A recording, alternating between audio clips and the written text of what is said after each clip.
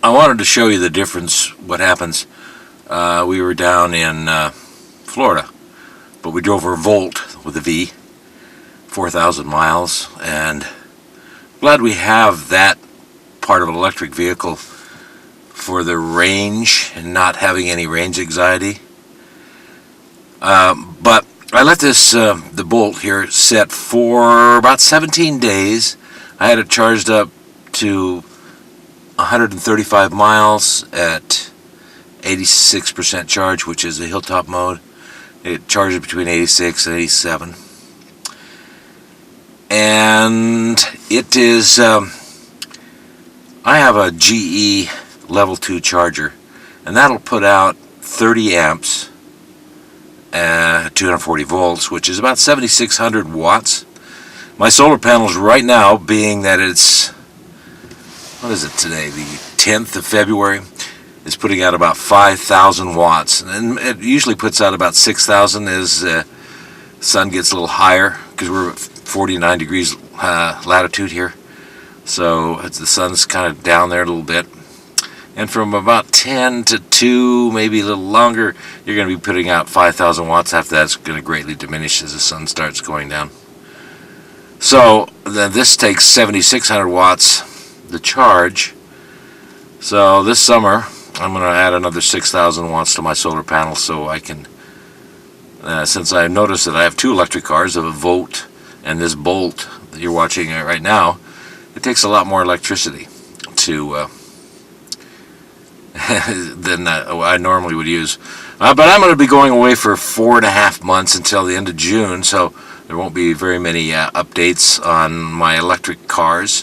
One thing different about what I do is that I have solar panels, I have wind generation, I have a Burgee 1000, XL1000 that is not working at this present moment because I got to modify it.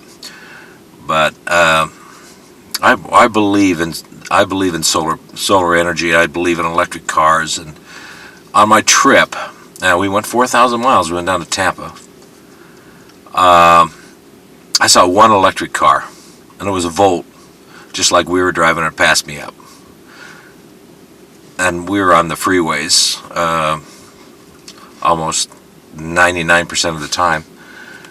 And I was surprised I only saw one electric car.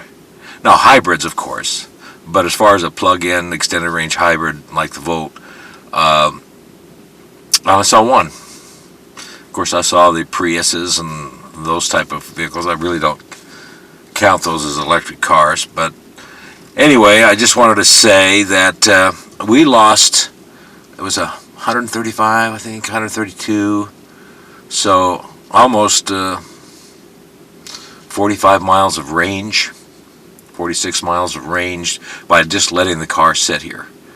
And that's kind of normal because this car knows when you approach it, you got your key fob, so it's always going to be using some electricity. So keep that in mind. And we'll find out when I'm gone for so long. I am going to come back about every maybe 5 or 6 weeks, check on the cars, check on mow the lawn and stuff like that. Then they go back out and trying to pay for this. My goal is I'm going to drive my semi until the end of June when the license expires, and then I can pay. I want to have this car paid for.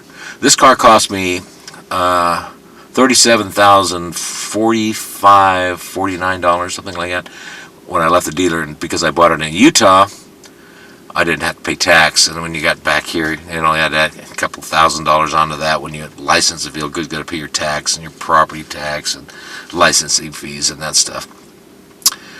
But I'm incredibly happy with this car, and I just wish that there were charging points that I could drive this car instead of my Volt to Florida and back.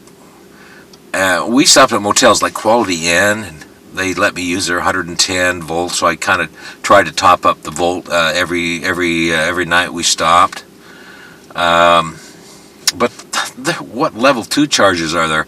And who has time to wait for a level 2? You got to have the quick chargers. If you're going to drive this car, you need a DC quick chargers, and that's sad. I find it very, very sad that they're just not available. And if they are available, do they even work? That's a sad thing. And I hope that in the future, like in the next couple of years, that I can take this car and drive down to Florida and not be concerned about, am I going to run out of power somewhere? I'm hoping that happens someday. See you when I get back, probably in July.